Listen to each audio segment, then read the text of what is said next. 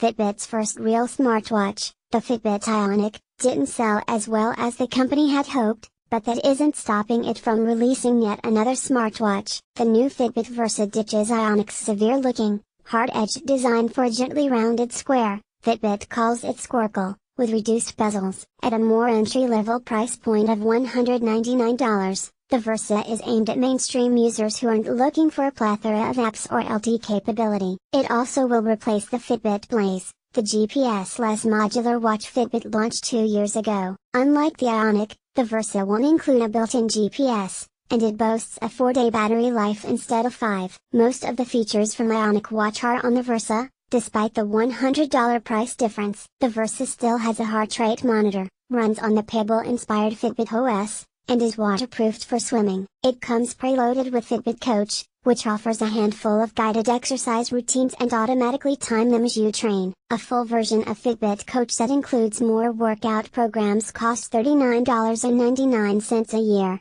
It can also store around 300 songs or stream music from Pandora or Deezer. And later this summer, Fitbit will introduce a female health tracking mode that lets users who identify as female track their periods and symptoms to identify patterns, and, in turn, notice if something is irregular. It's a first for the company, but not unlike Apple's health app before it. Yes, the Fitbit Versa basically looks like an Apple Watch, and while we're here, let's get the elephant in the room out of the way. Yes, the Fitbit Versa basically looks like an Apple Watch. At a press event in New York City, Fitbit executives were covertly wearing the new smartwatches ahead of their keynote, and it was difficult to tell the devices apart from the Apple Watches attendees had been wearing until you start looking for a digital crown. The Versa is also offered in black, light gray, and rose gold, making the similarities uncanny. While Fitbit OS may not be the most optimized experience for an iPhone user, Apple Watch naturally takes that cake. Fitbit has stuck with its multi-platform approach, which means the Versa is compatible with Android,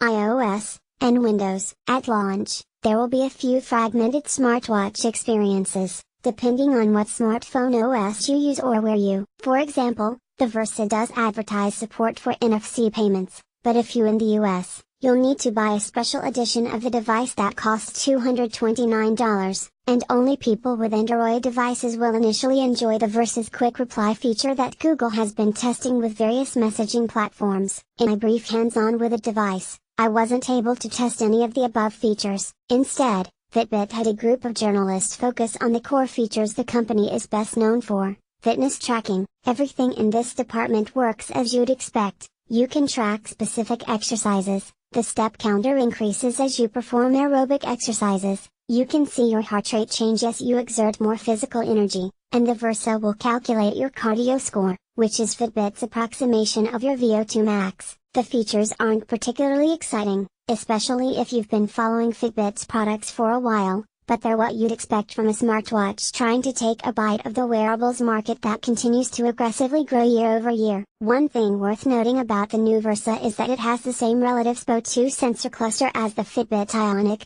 a different physical pattern of sensors, but they're the same ones that are supposed to help Fitbit in its quest to potentially track sleep apnea. The question is whether the lower-priced Versa will help Fitbit regain some of its steam in the smartwatch market, having just ceded the title of #1 US wearable maker to Apple and coming off a disappointing holiday earnings report. No doubt the Versa was in the product pipeline long before Fitbit could have predicted it would be in this position, but the Versa does feel like it's coming at a critical moment for the digital health and fitness company. The Fitbit Versa goes up for pre-order today for $199 and ships in April. Photo by Not Garoon, The Verge. Photo by Not Garoon, The Verge. Photo by Not Garoon, The Verge. Photo by Not Garoon, The Verge. Photo by Not Garoon, The Verge. Photo by Not Garoon, The Verge. Photo by Not Garoon, The Verge. Photo by Not Garoon, The Verge. Photo by Not Garoon, The Verge. Photo by Not Garoon, The Verge. Lauren Good contributed to this article. Photography by Not Garoon, The Verge.